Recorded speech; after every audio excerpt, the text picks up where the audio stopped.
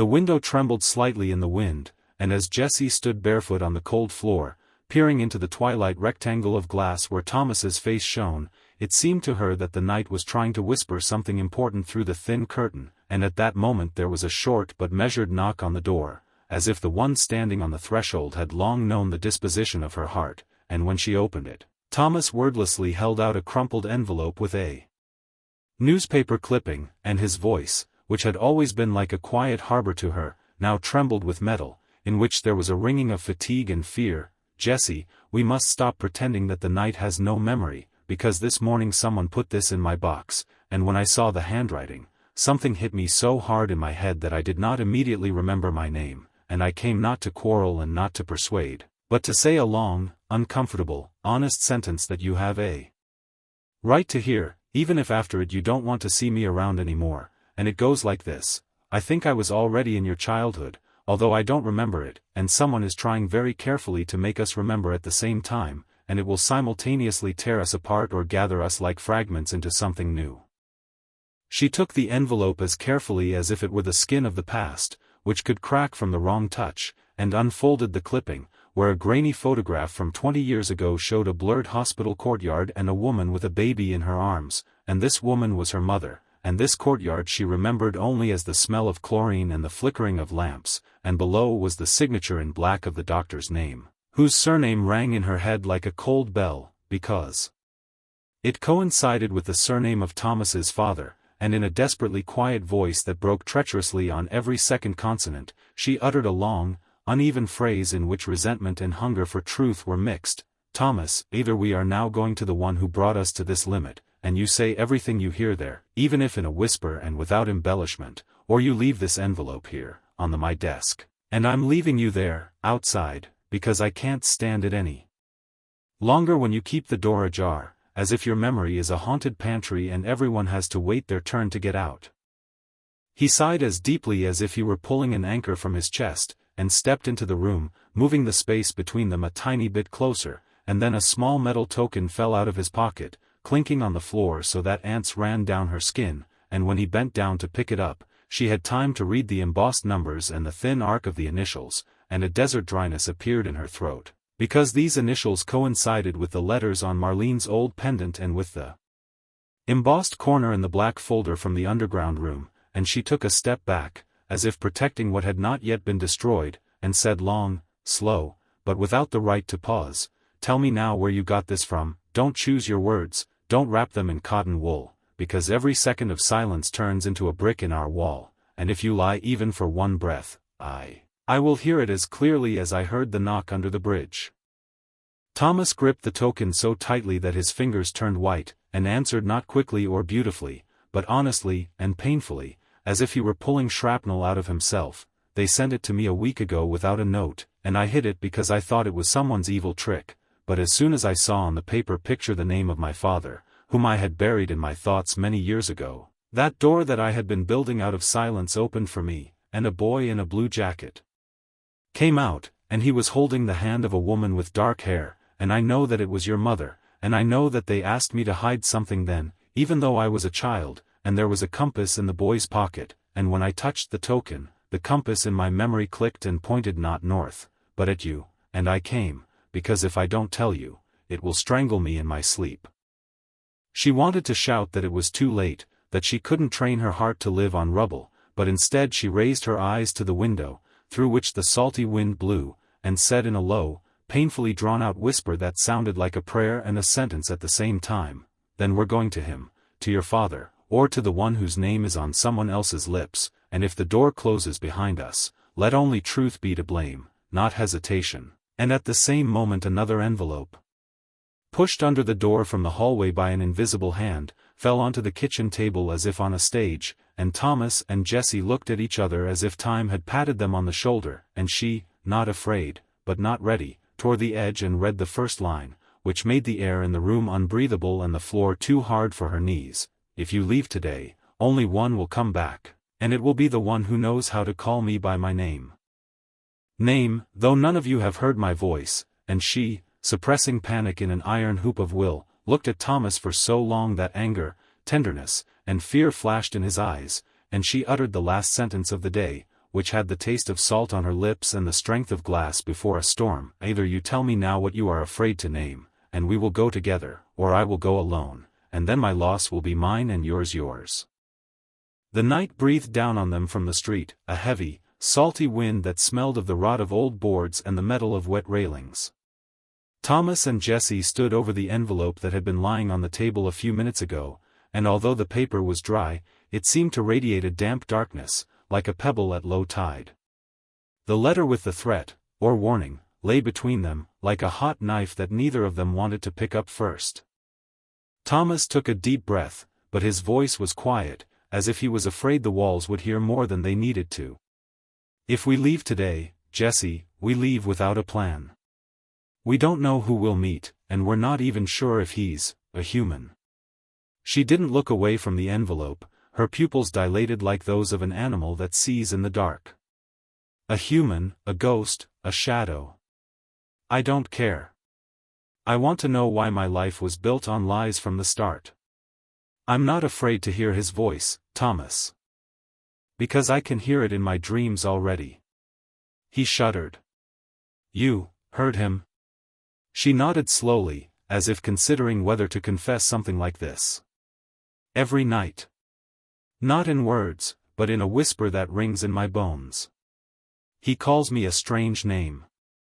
And every time I try to answer, I wake up with the feeling that my lips are covered in blood.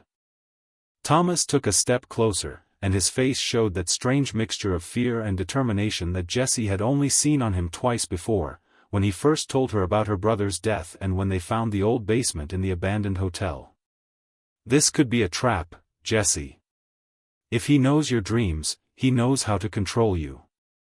She clenched her fists. Maybe it's a trap. But sitting and waiting is worse. Suddenly something fell in the hallway. Not loudly, but enough to make them both flinch. Instinctively, Thomas pushed her back, taking her elbow, and quietly walked to the door. In the hallway lay a wooden toy, a small horse with a cracked wheel. It was old, dusty, but clean on top, as if it had just been picked up. On its side, a knife had scratched the same initials as on Thomas's badge. Jessie picked up the toy, and at that moment the light in the hallway blinked 3 times. Then there was silence. From the shadows of the hallway, a voice came, dry and deep, as if speaking through a thick layer of water. If you want to find me, it's time to get out now. Thomas turned sharply, but there was no one behind the door. Only the smell of seawater and old rust.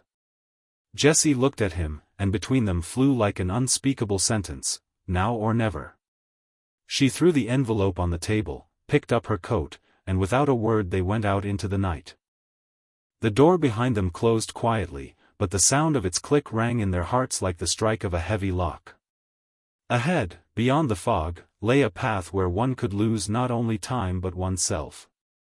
The fog was thick as spilled paint, swallowing the light of the lanterns that flickered above the narrow embankment. Jessie and Thomas walked side by side, but even at arm's length their faces sometimes melted into the grey milk of the night. Only the sound of footsteps and the rhythmic thump of the token in Thomas's pocket reminded them that they were still on Earth, and not in some alien space where time and direction dissolved.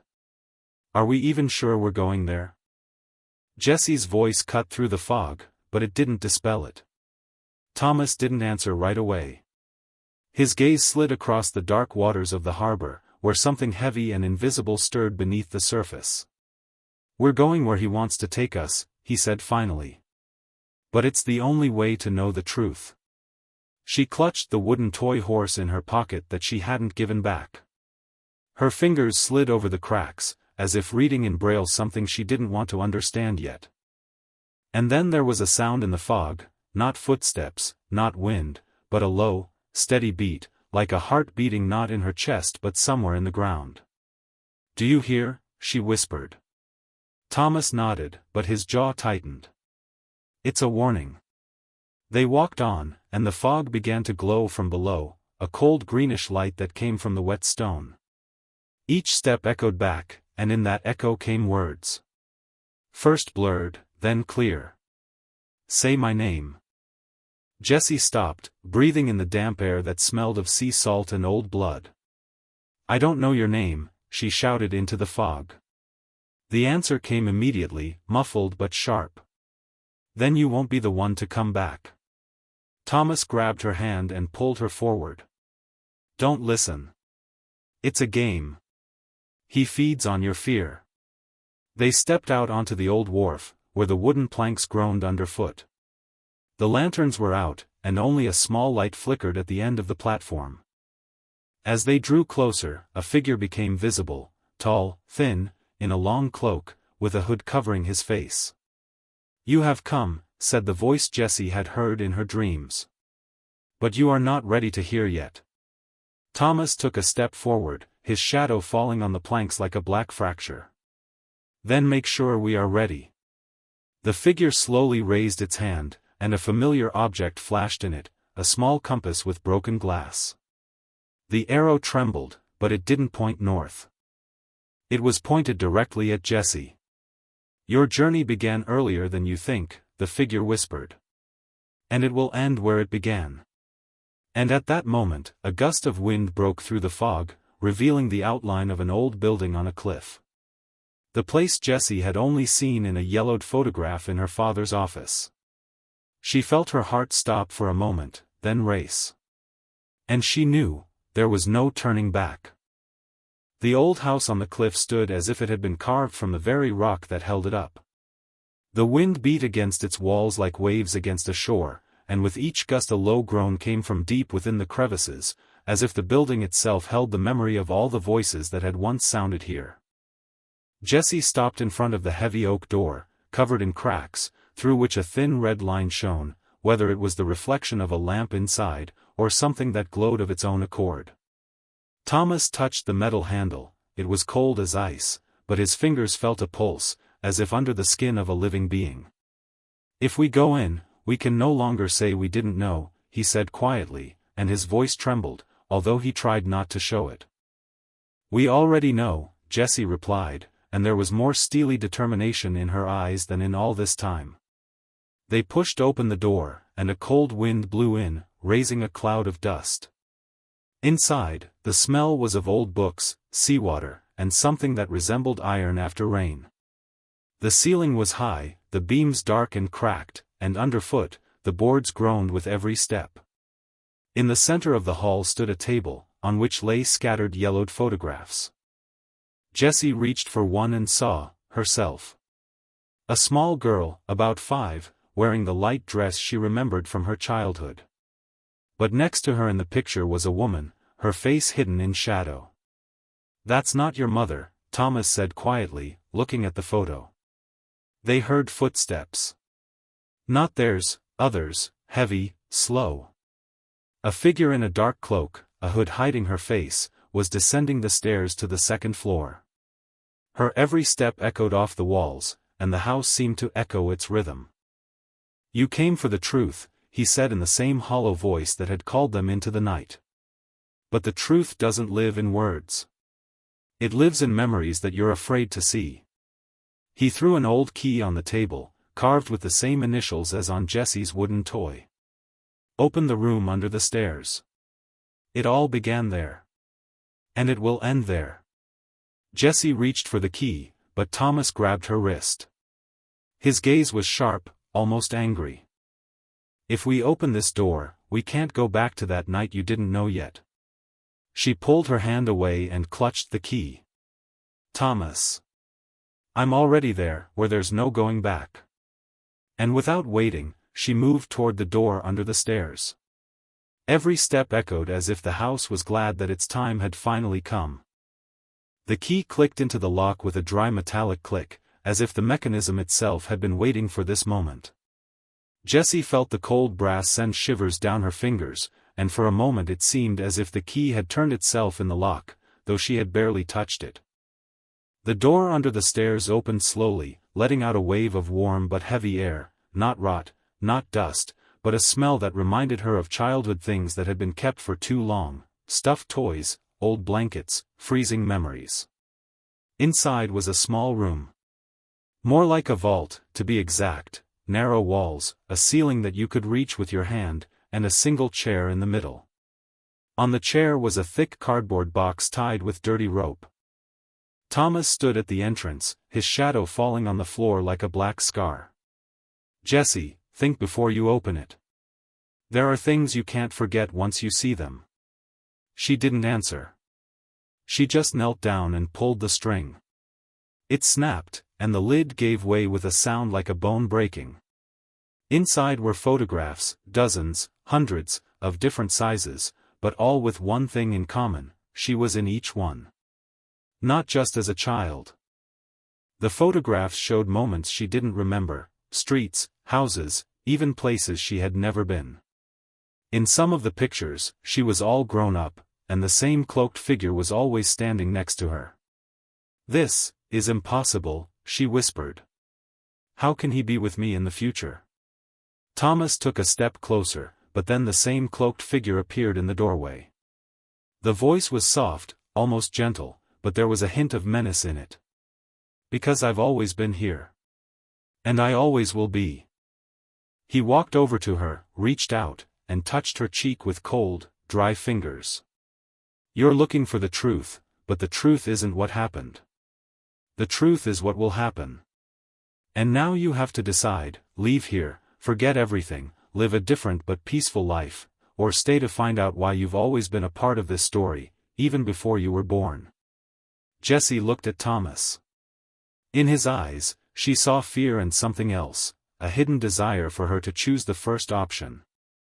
But deep down, she knew the second option wouldn't let her go, even in her dreams. She closed her eyes, took a deep breath, and we'll never know what decision she made. All we know is that the door under the stairs of that house never closed again.